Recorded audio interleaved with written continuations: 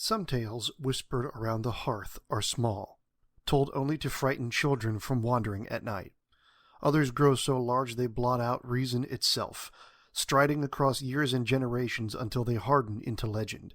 Among these, none is more extravagant or more bitterly debated than the saga of the Tarrenshards, a noble house whose faith and fortune carried them far beyond the bounds of wisdom.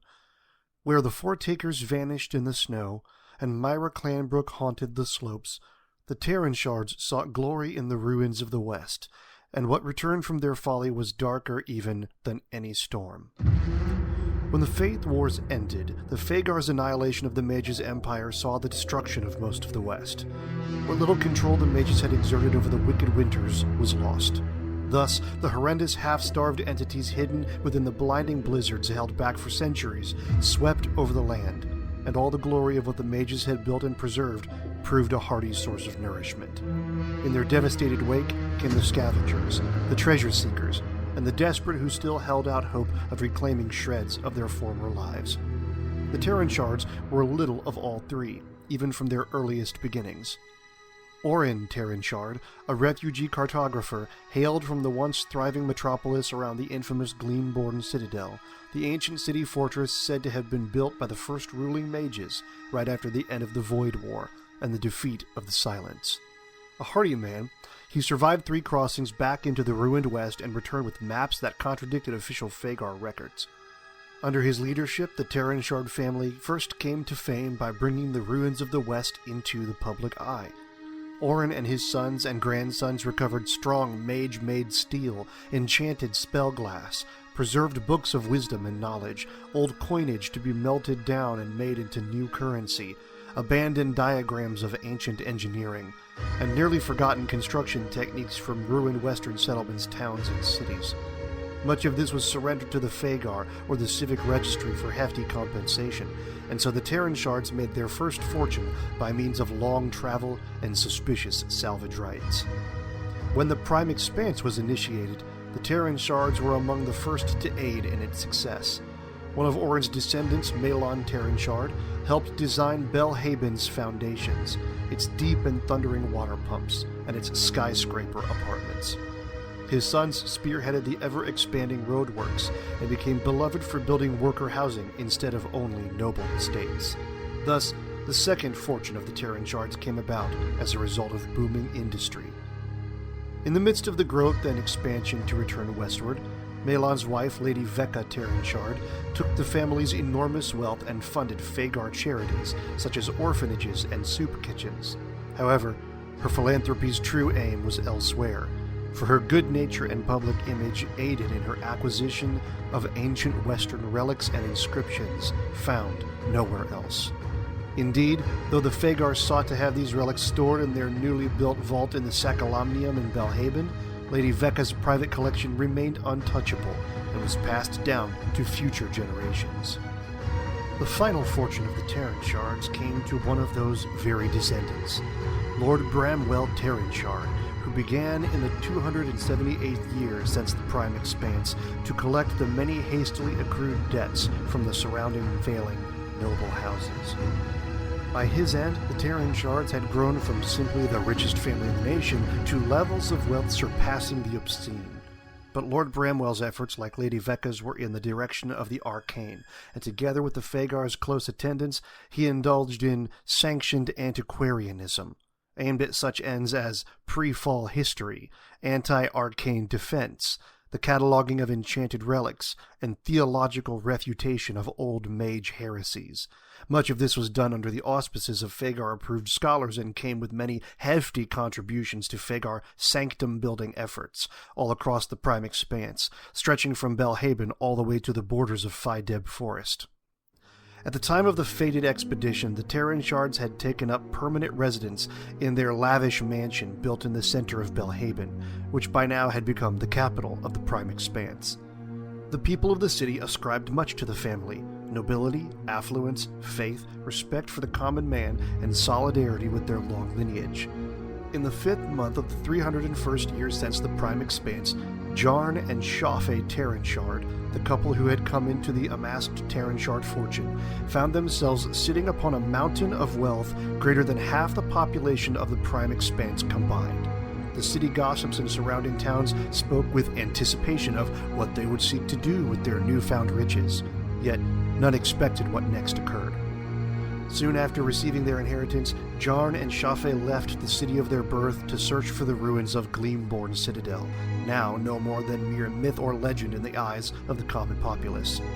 In an expensive gesture of zealous faith, claiming that the Creator himself had spoken to them, the husband and wife moved the whole family and the families of their servants and research team out west, far to the north of the Deep Rift, farther north than any had gone since the fall of the West, and there they founded the town of Doveport, the last civilized harbor before the wilderness, though the docks of Doveport were stone roads over uncharted terrain, not piers over water. Their advertising campaign alone for the endeavor was more expensive than any single political initiative the Prime Paragon ever attempted, and so many people in Belhaben and the surrounding areas were eager to hear news from the well-respected, if not now infamous, Tarrenshards. The founding and construction of the town was, at best, hasty, but the extraordinary wealth of Jarn and Shafe attracted endless people to their cause, though for many, the chance of monetary gain was the only cause they served. Nevertheless, Doveport rose with astonishing swiftness. Electric lamps, paved lanes, a beautiful Fagar sanctum in the center of town, which greatly increased the odds of the Fagar blessing the expedition. A registry office, guest homes in addition to those of permanent dwellers, supply barns, a secured research hall, and even a little schoolhouse for the children who might one day be born there. For surely Doveport would not always be the frontier of development. But before all that, erected first and foremost was a ceremonial western gate that opened out into the Wild West, through which could be seen hills, trees, snow, and the ancient dread of that arcane wilderness. Shortly after the hasty establishment of the town, Jarn, Shafe, and their research team left their servants and families behind with much fanfare and media coverage, and they set off with horse and wagon to make the discovery of the millennium. Left behind, their son, Flint, a sickly, pale boy, sat alone in the care of a nursemaid, clinging to the promise of his parents' return with the ever-increasing fortune he was to inherit. Days passed. Weeks became months. Months became years.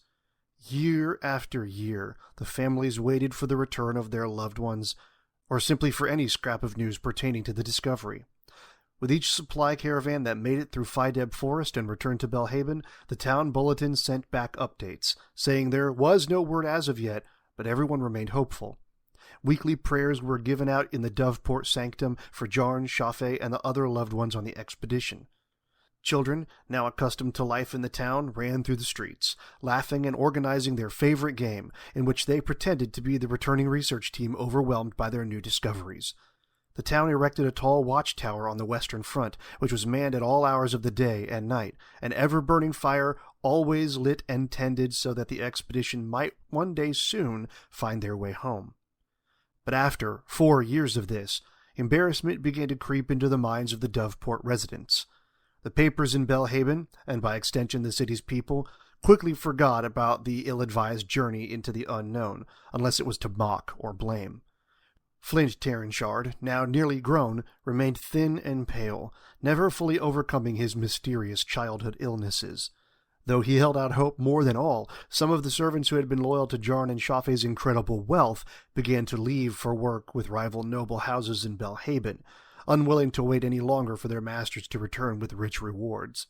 When the last of the researchers also departed, the research hall was locked, having been nearly untouched since the original departure.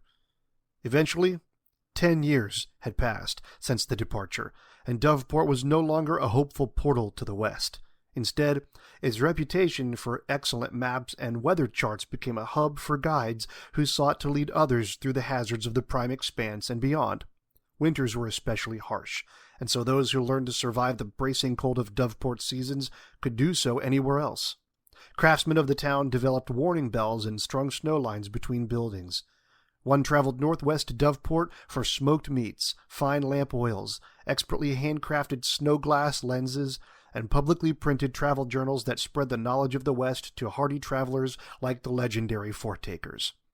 All the while, the young, weakened heir, Flint, lay alone in Doveport's eccentric family mansion, tended to by barely a handful of loyal servants and only emerging for some business related to the vain hope of his parents' return. The master bedroom in the mansion remained locked, and he would allow no one else to enter it. Only he was permitted to go inside, and he would occasionally lock himself in his parents' chambers and write them letters, which he would store in a large chest at the foot of their bed, a chest that soon grew full. Soon his obsessions grew beyond the walls of the estate, and he began going forth to the Fagar sanctum, now headed by a new priest, as the one who had served under his parents had grown old and passed on. As the de facto leader of Doveport, Flint Tarrenshard re-established the weekly prayer vigils on his parents' behalf, and this seemed to revitalize some of the faith in the original expedition. Through this public support, Flint began to find people willing to go out in search of any trace of Jarn and Shafe's party, for he himself was still too frail to look for them with his own eyes. It was in the winter after the first search team returned empty-handed that Doveport experienced what became known as the White Lantern Winter. That year, the winter was far worse than usual. It began with the blizzard of the century, and folks from Doveport, even the seasoned veteran guides and mapmakers, swore they heard voices upon the wind. Afterward, the snowy roads became so impassable that not even the Tarrenshard fortune could plow access for the Belhaben supply caravans. Thus, Flint opened the storehouses, sealed upon his order more than a decade before, to supply the kingly feast the town would throw upon his parents' return. For 3 days, the people of Doveport ate better beneath the drifts than the richest nobles of Belhaben. At the end of those 3 days, the first of the forgeries arrived in Doveport, a man who said he had been a part of the expedition. The people brought him to the Tarrenshard mansion, and Flint fed and clothed the freezing traveler. The new arrival presented Flint with Jarn's signet ring, and told the young man how his mother Shafe had died in his arms, begging him to tell her son to abandon hope, abandon Doveport, and abandon the cause of Gleamborn Citadel. Though several of the servants believed him, Flint refused, for he revealed a secret that he had told no one else before then. According to the Tarrenshard heir, on the first night of the White Lantern Winter, he had heard the voices of his parents speaking to him, letting him know that they had indeed found the ancient mage fortress, and they planned to return soon with a message of great hope, if only Doveport could keep the faith and not fall prey to false reports. No sooner had Flint told the doubting servants of this than an older servant named Grayscar discovered that the signet ring carried by the traveler was a forged ceremonial copy, not Jarn's authentic private seal. Revealing this outrage to the public, Flint had the traveler beaten within the sanctum and then sent east to tell his falsehoods elsewhere. That night, Flint reported to his servants that his parents had spoken to him once more, telling him that their intuition was correct. The next day, Flint spoke to the Doveport congregation at the weekly vigil and revealed the messages sent by his parents. The shocked assembly became divided, some wishing to cling to hope, and others denying that such things could even take place, or, if they could, it was certainly not by the will of the Creator. The following year passed in much the same way, with one traveler after another arriving, claiming to know something about the Tarrenshard expedition, but it always proved to be a hoax designed to attract attention, rousing public interest and torturing the friends and family left in Doveport with false hope, doomed to break in pieces against the rocks of time and despair. Eventually, against Flint's wishes, a funeral was held in a small corner of the Fagar sanctum for the departed, and many of the families that had been dragged out into nowhere on this fool's errand withdrew back to the city of their own accord, leaving only those who believed wholeheartedly in the cause of the doomed expedition. Shortly after this departure, Doveport received a visit from a group they had never seen before and would not see again. 4 Sentinels of the Deep Rift came to Doveport to investigate the reports sent to them by some of the departing families, who claimed that something of a cult had developed around Flint Tarrenshard and the long-awaited return of his parents. Indeed, when the Sentinels made their customary inquiries, they discovered that the people of Doveport did not despise the arcane as did the rest of the Prime Expanse. In their report to the High Sanctum of the Fagar in Belhaben, the Sentinels recorded a deep and disturbing fixation on magical matters, as well as the belief that Flint continued to communicate with his parents by means of magic to lead the town. Although the Sentinels seem to have dismissed this as a twisted false prophet scenario, their search led them to several enchanted items that the people of Doveport had accrued in secret over the years. These items, according to the Sentinels' report, were confiscated to be returned to the Sentinels' Deep Rift Vault, all except for one. The fire, burning in the watchtower facing west, was no simple flame, and it was only put out by means of Sentinel magic, for water had no effect on the dancing signal flames. Flint and his followers received stern orders from the Sentinels not to light the fire again. For, they told him, signals such as this rarely go unanswered. The Sentinel report to Belhaben was the final documentation to come out of Doveport for some time. Afterward, there was only one more story to come from Doveport. 16 years had elapsed from the outset of the expedition by the time the head Tarrenshard servant, Greyscar, rode in chains in the back of a Fagar jail cart through the gates of Belhaben to be questioned at the High Sanctum. All of the details of the event in question came from this single surviving servant, who claimed he had refused to take part and been chased from the ghost town of Doveport for his betrayal and closed-mindedness. It was his claim that Flint's ever-patient loyalty had finally been rewarded after he had relit the western signal fire against the Sentinel's orders. But it was not what most would consider a worthy return for Jarn and Shafe Tarrenshard. According to Greyscar's statement to the Fagar Inquisitors, Jarn and Shafe returned to Doveport alone, striding into town amidst the early morning mists. Flint and his servants were tending to the livestock when his mother and father made their presence felt, beckoning all in town to gather around them. Greyscar states that they were unusually pale and sickly, much like their son had been over the decade and a half he had been awaiting them. Assembling the town congregation in the Holy Sanctum, Jarn spoke to the people about the incredible riches of the citadel that, he claimed, was not ruins at all, but a fabulous city of light, the likes of which the world had never seen, not even in Belhaben. It had not been destroyed, but was in fact populated, powerful, and greater than it had ever been, even at the height of the Mage's Western Empire. He promised to take everyone in the town there, transporting all of them by magic. Although he had never been a mage, and indeed had scoffed at the idea of magic due to his religious upbringing, as all students of the Fagar did, he had learned the truth, and now he had returned to his people to bring them salvation. As he spoke, Shafe stood on his left, and Flint took up a position on his right. Mother and son worked hard to convince the assembled that Jarn was indeed telling the truth. According to Greyscar, this was the moment he had realized the folly of it all, though he could never explain how he had seen through it and no one else had. Regardless, he claimed that none of the three Tarrenshards were quite themselves.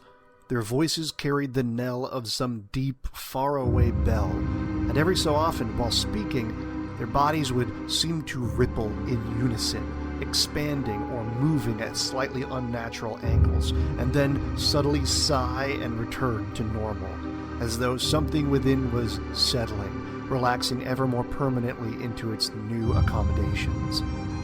Though Greyscar protested, he was driven out by the zealous fanaticism of the gathering.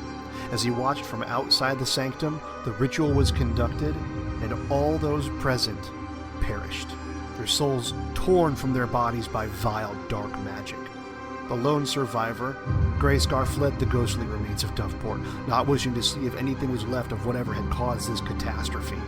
He was found by a wilderness guide and taken to a settlement where he came into their sanctum to tell their priest his incredible and tragic story.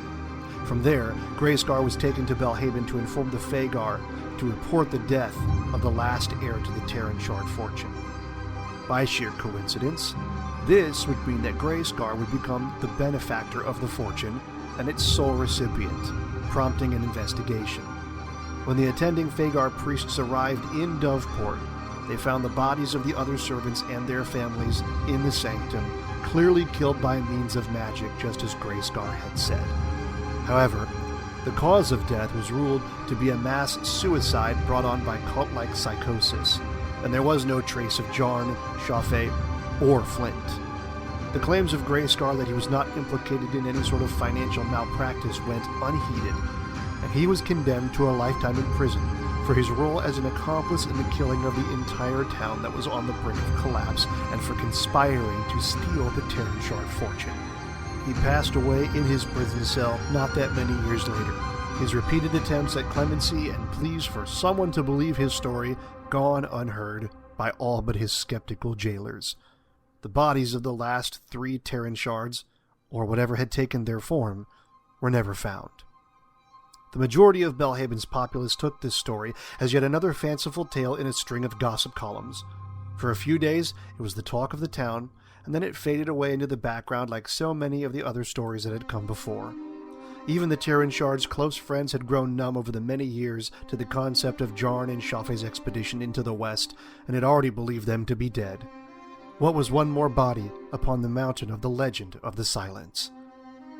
And still, the people on the outskirts, those who never heard the story, never became embroiled in the controversy over the fate of the lone surviving servant in the case of fortune fraud, they had a part to play as well. If anyone from the Fagar or Belhaben's media outlets had bothered to ask anyone from Mapleward or Tameworth about it, the people living around the base of the unscaled summit would have told their side of the story. They would have told the authorities what everyone in those parts knew to be true, that a family of undead nobles had joined the flock from Dearydale, the Foretaker brothers, and Myra Clanbrook in the blizzards, lunging out from within a sea of howling, blinding white to claim fresh, unsuspecting spirits. And such are the legends from Grimsby, Meyerfield, Dearydale, and all the others. Every town outside Belhaben seems to have its own story about what happens to those who venture outside after dark once the first snow has fallen across the land. Yes, the people on the fringe of society know better than to dismiss the old wives' tales about the silence when winter comes and the wind whispers through the dark, empty trees. It is a warning in a language they know all too well. While the rich, scientific, religious folks from Belhaben think they know better than to believe in magical ghost stories, the commoners outside, they know better than to believe that winter brings the silence. It is very clearly the other way around.